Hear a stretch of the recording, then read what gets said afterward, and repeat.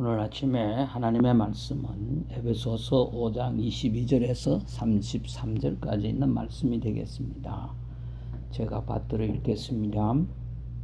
아내들아 너희 남편에게 복종하기를 주께 하듯 하라. 이는 남편이 아내의 머리됨이 그리스도께서 교회의 머리 되심과 같기 때문이라.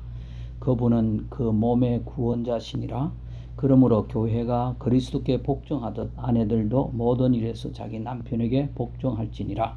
남편들아 너희 아내 사랑하기를 그리스도께서 교회를 사랑하사 교회를 위하여 자신을 주신 것 같이 하라.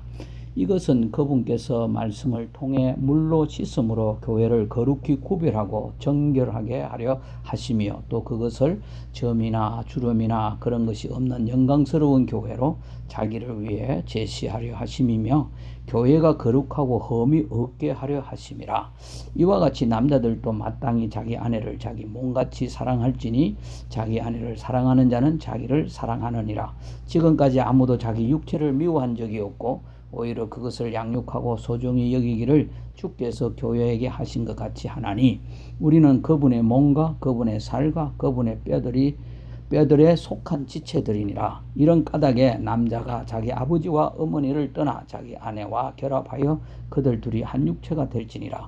이것은 큰 신비니라. 그러나 내가 그리스도와 교회에 대하여 말하노라.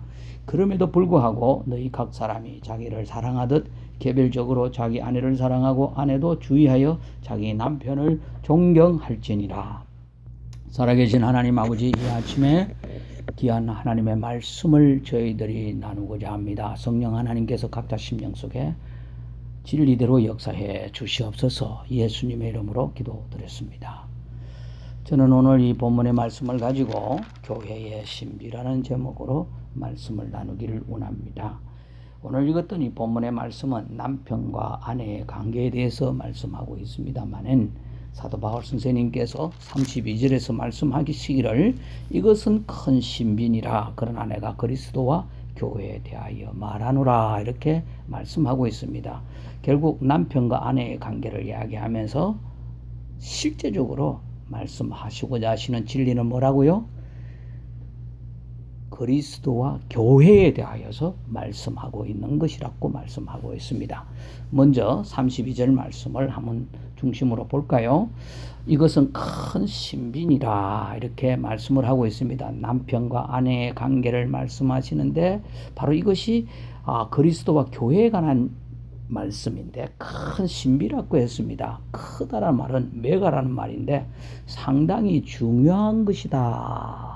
혹은 많은 것을 함축하고 있다. 이렇게 바꾸어 말씀할 수 있습니다. 신비라는 말은 미스테리온이라는 말인데 미스터리라는 영어 단어가 여기서 왔죠. 신비한 물건 속에서 사여져서 아무도 알 수 없는 수수께끼 같은 것을 연상하게 되는 것이 바로 신비하다 이렇게 말씀을 하고 있습니다. 사실 이 신비라는 미스테리온이라는 헬라어가 당시에 사람들에게 서여졌을 때는 꼭 구원받은 그리스도인들에게만 서여진 것이 아니고 그 당시에 그 모든 종교 생활을 하는 사람들이 그 종교에 입문함으로 말미암아 그 사람만이 실제적으로 경험하게 되는 종교의 신비스러운 것을 말한다. 그럴 때 이 미스테리온이라는 단어를 사용했다고 그래요. 신약 성경에 이 단어가 사용된 것은 무엇이냐? 예수를 믿는 사람만이 하나님께서 감춰주신 그 신비한 것을 체험하게 된다. 알게 된다라는 그 목적에 의하여서 이 단어를 사용하였을 것입니다. 하나님의 선택된 목적, 그 선택된 목적에 의하여서 거룩한 사도들에게 계시하기까지 하나님 마음속에 간직되었던 비밀스러운 그 계획이 무엇이냐? 바로 교회의 신비고 바로 이 교회의 신비가 그리스도의 신비와 연결되어 있다 하는 사실인 것입니다. 이것을 우리가 알기 위하여서 사도 바울 선생님께서 에베소서 3장에서 우리에게 실제적으로 말씀을 하고 있는데요. 에베소서 3장 2절과 3절 말씀을 우리가 먼저 한번 살펴보십시다. 에베소서 3장 2절에 이렇게 말씀하고 있습니다. 너희를 위해 내게 주신 하나님의 은혜의 경륜을 너희가 들었었으리라. 곧 계시로 그분께서 내게 그 신비를 알려주셨나니 그것은 내가 전에 몇 마디 말로 적은 것과 같으리라. 이렇게 말씀하고 있어요. 너희를 위해 내게 주신 하나님의 은혜의 경륜을 너희가 들었으리라. 여기 하나님의 은혜의 경륜은 하나님께서 하나님의 일을 진행시켜 나가는 하나님의 방법을 이야기하십니다. 하나님의 일을 진행시켜 나가는 하나님의 방법이 뭘까요? 먼저 하나님의 일이 뭘까요? 하나님의 일은 바로 예수 그리스도에 관한 일입니다. 예수 그리스도를 이 땅에 보내서 모든 사람들을 구원받게 하는 그 하나님의 일, 바로 그 일을 위하여서 하나님의 은혜의 경륜이라고 말씀하고 있습니다. 자기에게 주어진 하나님의 은혜를 관리해 나가는 것, 바로 이것이 하나님께서 자신을 계시함으로 말미암아 나타내 보였는데 바로 그것이 신비한 것이다. 그러면서 그것은 내가 전에 몇 마디 말로 적은 것과 같으리라. 드러나기까지 감추어진 이 계시가 구약시대의 때는 일부만 나타나게 되었고 신약시대의 때 예수 그리스도 오심으로 말미암아 완전히 드러나게 된 것을 이렇게 말씀을 하고 있습니다. 그래서 바로 그 신비가 무엇인가 하면은 4절에 보게 되면 그것으로 말미암아 너희가 읽었을 때에 그리스도의 신비에 대하여 내가 알고 있는 바를 깨닫게 되리라. 이렇게 말씀을 하고 있습니다. 즉 하나님의 은혜의 경륜은 하나님께서 계속 시대에 따라서 계시를 하시는데 바로 그것은 신비한 것인데 그 신비는 그리스도의 신비에 대한 것이다. 이렇게 말씀을 하고 있어요. 그러면서 계속해서 이제 5절에서부터 설명하고 있는데 그분께서는 이제 자신의 거룩한 사도들과 대언자들에게 성령을 통해 이 신비를 계시한 것 같이 다른 시대들에서는 사람들의 아들들에게 그것을 알리지 아니하셨는데 이 신비는 곧 복음으로 말미암아 이방인들이 그리스도 안에서 동료 상속자가 되고 같은 몸에 속하게 되며 그분의 약속에 참여하는 자가 된다는 것이라. 구약은 일부분에 드러난 것에 불과한 것이지만 교회 시대에 완전히 예수 그리스도가 오심으로 말미암아 하나님의 은혜의 경륜이 계시가 되었다는 것을 말씀하시면서 교회 시대를 강조하고 있습니다. 과거에 감추어진 것이 이제 드러난 거룩한 비밀, 바로 그것이 그리스도의 신비요, 바로 그것이 그리스도 안에서 동일한 동료 상속자가 되고 같은 몸에 속하게 되며 교회는 그리스도의 몸이면서 동시에 머리라고 말씀하고 있습니다. 7절에 내게 주신 하나님의 은혜의 선물에 따라 그분의 권능이 흐르기있게 활동함을 힘입어 내가 이 복음의 사역자가 되었노라. 하나님의 은혜의 선물에 따라 이것은 유대인과 이방인들이 어떻게 어깨를 나란히 할 수 있습니까? 이것은 아주 혁명적인 것입니다. 바로 이것이 무엇이냐? 그리스도의 신비인데 바로 이것이 참 하나님의 은혜의 경륜에 의하여서 드러나게 되었다. 그래서 하나님의 은혜의 선물이라고 말씀을 하고 있는 것입니다. 8절 읽습니다. 그분께서 모든 성도들 중에서 가장 작은 자보다 더 작은 나에게 이 은혜를 주신 것은 헤아릴 수 없는 그리스도의 부유함을 내가 이방인들에게 선포하게 하고 헤아릴 수 없는 그리스도의 부유함, 감추었던 비밀의 경륜이 드러나고 있는 것을 말씀을 하고 있는데 우리 예수 그리스도의 그 부유함, 이 땅의 모든 권세와 힘을 가지고 계신 우리 주 예수 그리스도의 넉넉함을 말씀을 하고 있는 것입니다. 9절에 또 예수 그리스도의 모든 것을 창조하신 하나님 안에 세상이 시작된 이후로 감춰져 이 신비에 참여하는 것이 무엇인지 모든 사람들이 보게 하려 하심이니라. 모든 사람들이 그리스도의 신비에 대해서 알 수 있게끔 하나님께서 계시해 놓은 것이 무엇이냐? 결국은 교회의 신비라는 것입니다.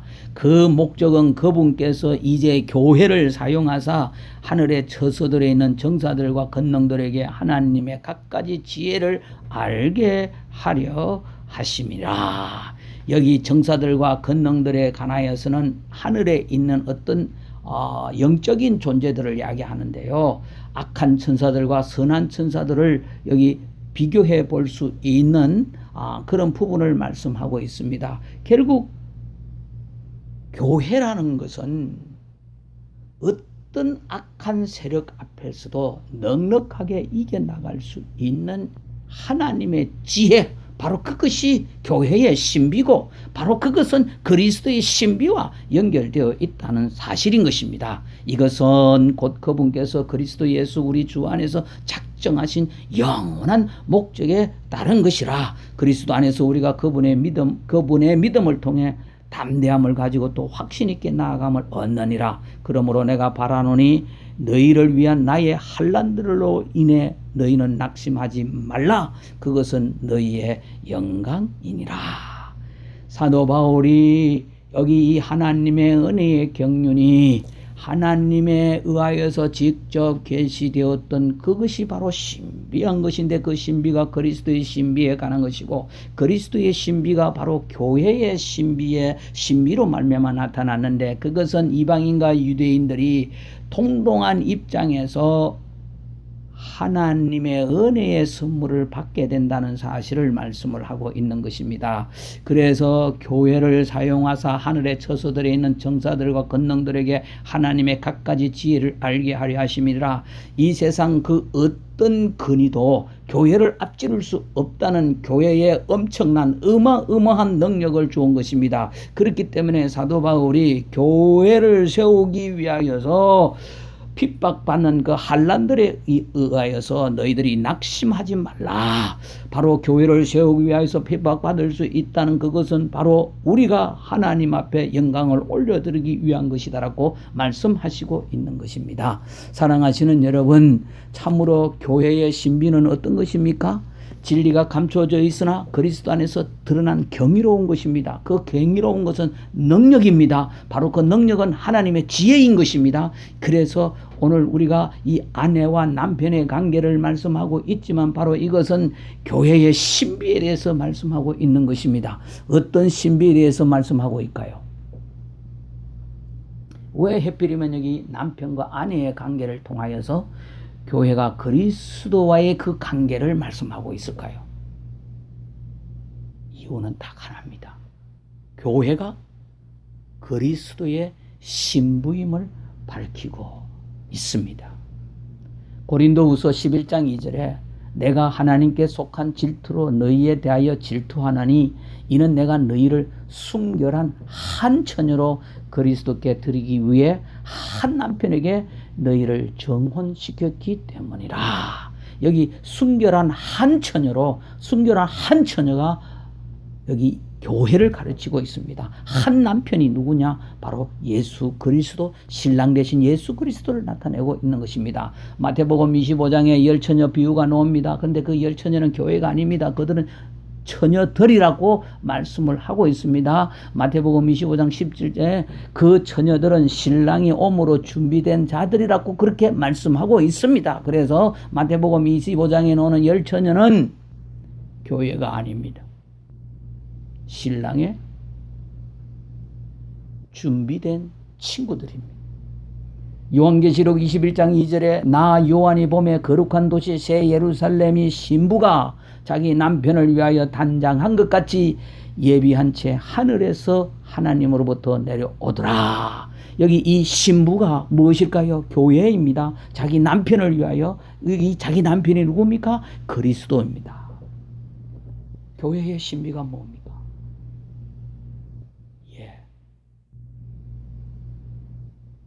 교회는 예수 그리스도의 신부다는 사실이 신비인 것입니다.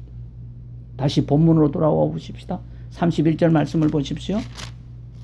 31절 말씀에 이런 까닭에 남자가 자기 아버지와 어머니를 떠나 자기 아내와 결합하여 그들 둘이 한 육체가 될지니라고 말씀하고 있습니다.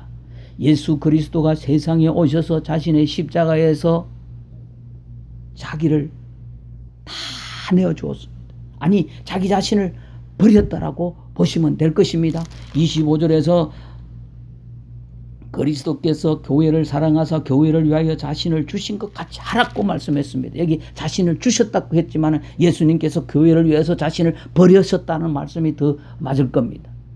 예수 그리스도께서는 신부인 교회를 얻기 위하여서 자기 자신을 다 주셔야만 했다는 것입니다. 이에 따라서 창세기 2장 24절에서 천명된 그 어느 것보다도 더 깊고 심오한 내용이 실현되었다는 신비를 선포하고 있습니다. 에베소서 5장 31절 이 말씀은 창세기 2장 24절에 있는 말씀을 인용하고 있는 말씀입니다. 결국은 하나님의 은혜의 경륜 안에 들어 있었던 이 교회의 신비는 아담이 창조되고 이브가 만들어지고 그래서 가정이 이루어지면서 교회의 신비가 그 속에 자리 잡고 있었다는 것입니다. 감히 천사도 알 수 없는 하나님의 구속의 계획이 거기에 자리 잡고 있었다 하는 것입니다. 고린도전서 15장 45절에 있는 말씀을 보십시오. 그러므로 기록된 바 첫사람 아담은 살아있는 혼이 되었더라 한과 같이 마지막 아담은 살려주는 영이 되셨느니라. 첫사람 아담, 마지막 아담은 누굽니까? 바로 예수 그리스도. 그 예수 그리스도는 살려주는 영이 되셨느니라고 말씀하고 있습니다. 46절에서 그러나 영에 속한 것이 첫째가 아니요 본성에 속한 것이 첫째며 그 뒤에 영에 속한 것이니라. 47절에 이어서 첫째 사람은 땅에서 나서 땅에서 속하거니와 둘째 사람은 하늘로부터 나신 주시니라고 말씀을 하고 있습니다. 요한복음 6장 57절에 살아계신 아버지께서 나를 보내심에 내가 아버지로 말미암아 사는 것 같이 나를 먹는 그 사람도 나로 말미암아 살리라. 예수 그리스도가 이 땅에 오신 것은 우리 모든 사람들을 살리기 위하여서 오셨는데 바로 그것이 그리스도의 신비요 바로 그것이 교회의 신비에 속한다는 겁니다. 창세기 2장 24절에 그러므로 남자가 자기 아버지와 어머니를 떠나 자기 아내와 연합하여 그들이 한 육체가 될지라고 그렇게 말씀했습니다. 에베소서 5장 26절 말씀을 보세요. 우리 주님은 교회를 거룩히 구별하고 정결하게 세워나가기를 원하셨습니다. 네, 무엇이 가능할까요? 오직 말씀을 통하여서 말씀을 통해 물로 씻음으로 교회를 거룩히 구별하고 정결하게 하려 하심이라고 말씀을 하고 있습니다. 사랑하시는 여러분, 교회가 그리스도의 신부가 된다면 가장 우리에게 우선순위로 필요한 것이 무엇입니까? 성결한 삶이죠. 거룩한 삶이죠. 그런데 우리가 어떻게 거룩한 삶을 살 수 있습니까? 우리가 거룩하게 살 수 있는 것은 하나님의 말씀을 통하여서 물로 씻음으로 나의 삶을 거룩히 구별하며 정결하게 나아가질 수 있는 것입니다. 에베소서 4장 15절에 있는 말씀을 보십시오. 오직 사랑 안에서 진리를 말하며 모든 일에서 그분 안에 이르도록 성장하게 하려 함이라. 그분은 머리시니 곧 그리스도시니라. 16절에 그분으로부터 온 몸이 각 부분의 분량 안에서 효력 있는 일에 따라 모든 마디가 공급하는 것에 의해 꼭 맞게 함께 결합되고 들어차서 몸을 자라게 하여 사랑 안에서 스스로 세우느니라고 말씀하시고 있습니다. 사랑하시는 여러분, 이브가 아담의 몸 안에서 지함을 받았듯이 교회는 주님의 몸 안에서 나왔습니다. 무슨 말씀이십니까? 예수 그리스도의 헌혈과 눈물과 상처와 고통과 피와 고난으로 말미암아 교회가 남았습니다. 그래서 에베소서 5장 25절에서 그리스도께서 교회를 사랑하사 교회를 위하여 자신을 주신 것 같이 하라라고 말씀하고 있습니다. 그래서 교회는 주님의 피로 사셨다라고 말씀을 하고 있습니다. 그래서 인간이 가장 행복해질 수 있는 것은 무엇이냐? 그리스도의 신비, 즉 유대인과 이방인과 동등하게 하나님께서 은혜의 경륜을 펼쳐가는 십자가의 사랑을 통하여서 구원받은 하나님의 백성들이 모여서 함께 교회를 세워나가는데, 그 함께 모인 사람들이 교회를 사랑해야 된다는 사실을 말씀을 하고 있는 것입니다. 사람이 어떻게 해서 행복하게 되겠습니까? 예수 그리스도를 믿음으로 행복하게 됩니다. 예수 그리스도를 믿음으로 말미암아 그 삶이 이제 세상과 구분된 삶을 살게 되는 것입니다. 세상 사람들과 구분된 삶을 살게 된다는 것이 무엇입니까? 바로 그것이 교회입니다. 그래서 구원받은 사람들이 모여 있습니다. 그런데 구원받은 사람이 모여 있는 그 교회가 우리가 사랑하게 될 때, 그때 우리의 삶이 행복하게 된다는 것입니다. 그래서 우리는 주님의 교회를 사랑해야 됩니다. 그리고 우리가 주님의 교회를 사랑하게 될 때 우리가 교회를 통하여서 능력을 받게 됩니다. 그리고 그 결과 우리의 믿음의 생활이 행복하게 됩니다. 예수 그리스도가 나의 구세주여 주님이란 사실을 여러분 믿으십니까? 그러면 내가 이제 세상 밖으로부터 부르심을 받은 사람이라는 사실, 하나님의 자녀가 됐다는 확신이 있습니까? 그렇다면 우리는 예수 그리스도를 사랑합니다. 예수 그리스도를 사랑하면 주님의 피로 사신 주의 머리요 몸인 교회를 사랑해야 합니다. 교회를 사랑하게 될 때 우리의 믿음의 생활이 행복하게 되는 것입니다. 자, 내가 구원받았다는, 그래서 행복한 삶이 되었다는 것을 무엇으로 증명해 보일 수 있습니까? 물론 여러 가지 것들을 증명해 볼 수 있지만, 저는 성경을 자세히 살펴보면서 제가 다른 것이 아니다, 정말 주님의 교회를 사랑하고 그리고 주님을 사랑함으로 주님의 교회를 사랑해서 내 삶 속에 행복함이 있다라고, 그 행복함을 가지고 살아가는 사람에게 분명한 한 가지 특징이 있는데, 그것은 무엇이냐? 다 함께 모여서 예배 드리기를 사모한다는 것입니다. 무엇을 사모한다고요? 예배 드리기를 사모한다는 것입니다. 그렇기 때문에 예배는 우리가 시간 나면 드리고 시간 안 나면 안 드리고 그런 선택의 부분이 아니고 절대적인 부분이라는 사실을 믿을 수 있기를 바랍니다. 정신위생학적 차원에서 사람들에게 많은 도전을 끼치고 또 존경을 받는 데이비드 핑크스라는 사람이 한 논문을 발표했는데요. 그 논문이 뭔가 하면은 사람들에게 가장 중요한 것이 안정이다. 그래서 그 안정에 대한 논문을 발표를 했어요. 안정을 위한 네박자 균형이라는 이런 논문을 발표했는데요. 사람들이 정치적인 안정, 경제적인 안정, 사회적인 안정, 이런 것들이 있지만 가장 중요한 것은 이것보다 우선순위가 되어야 될 것이 무엇인가 하면은 정신적 안정이 우선되어야 된다. 그렇게 말씀을 하면서 이 정신적 안정을 위하여서 4가지가 필요하다라고 이분이 이제 그 논문에 발표를 했다고 그럽니다. 근데 이분은 예수를 안 믿는 사람입니다. 무신론자입니다. 그 첫째가 work, 일을 해야 된다. 사람이 일을 하지 않으면은 안정된 생활을 할 수 없다. 그리고 두 번째, 플레이, 놀아야 한다. 즉 쉼을 이야기하겠죠. 일만 해가 되는 것이 아니고 일을 하고 또 적당하게 쉬어주는 것이 필요하다는 것이죠.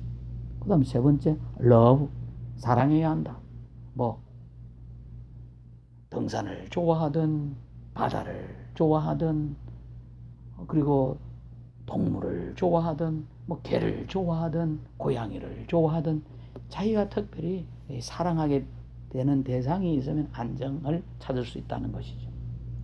그 다음 네 번째 이분이 하신 말씀이 워십, 인간은 예배를 드릴 때 안정감을 가질 수 있다라고 그렇게 이야기했어요. 자기보다 훨씬 높은 분을 의지하면서 살아가는 삶이 안정을 가질 수 있다. 그러니까 이 사람은 구원받지 않은 사람이, 예수 믿지 않는 사람이에요.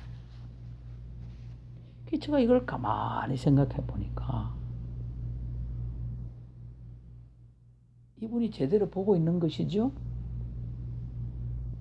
예배는 구원받은 사람이 하나님 앞에 드릴 수 있는 최고의 것이다.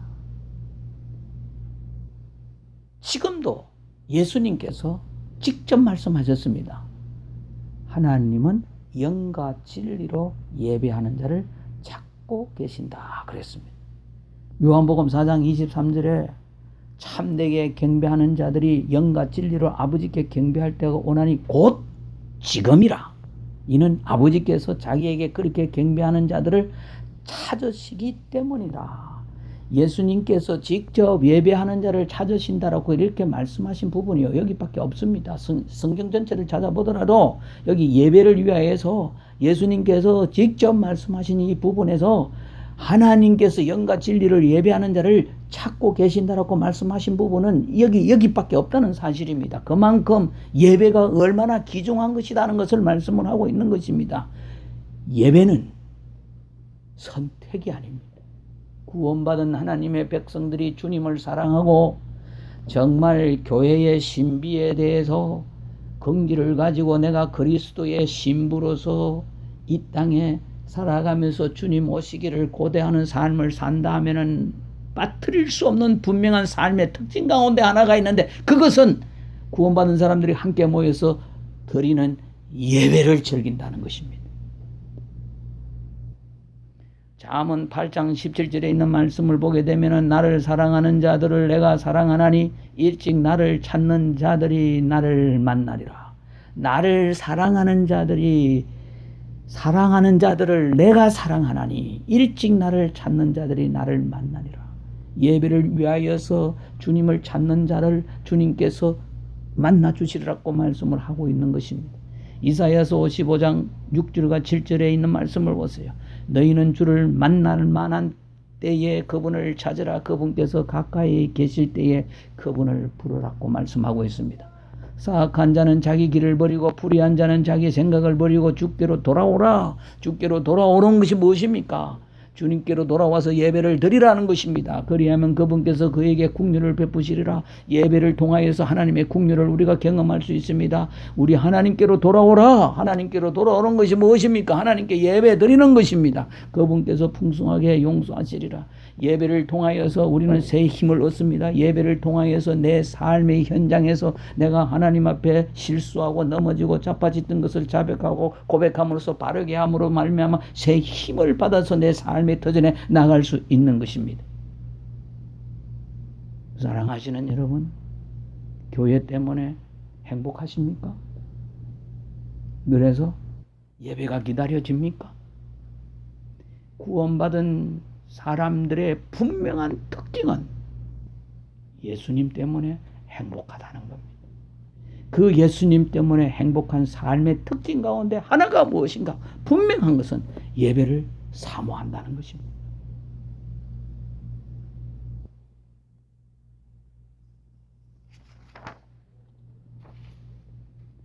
하나님께서 이 시간에 특별히 교회의 신비란 우리가 그리스도의 신부로서 정결하게 신랑을 기다리는 신부인데, 그 특징은 주님의 머리요 몸인 교회를 사랑하고 교회로 인하여서 행복하다는데, 그 행복의 특징 가운데 예배를 사모한다는 겁니다. 예배를 귀하게 여긴다는 것. 예배 속에 내 삶의 모든 부분을 내려놓고 그리고 새 힘을 받아간다는 것입니다. 오늘 이 본문의 말씀을 가지고 아내와 남편의 관계가 바로 그리스도와 교회의 관계를 말씀하신다고 했습니다. 주님께서 나의 신랑 되심을 이 시간 고백하면서 다시 한번 고백하면서 행여나 내가 교회로 인하여서 행복하지 못하는 뭔가 있다면 내려놓을 수 있기를 바라고 계속해서 주님 때문에 행복하고 주님 때문에 예배를 기다리고 사모하고 예배를 위하여서 항상 주님 앞에 내 자신을 드리고자 하는 이런 믿음의 생활로 나아갈 수 있기를 바랍니다. 다 함께 기도하겠습니다.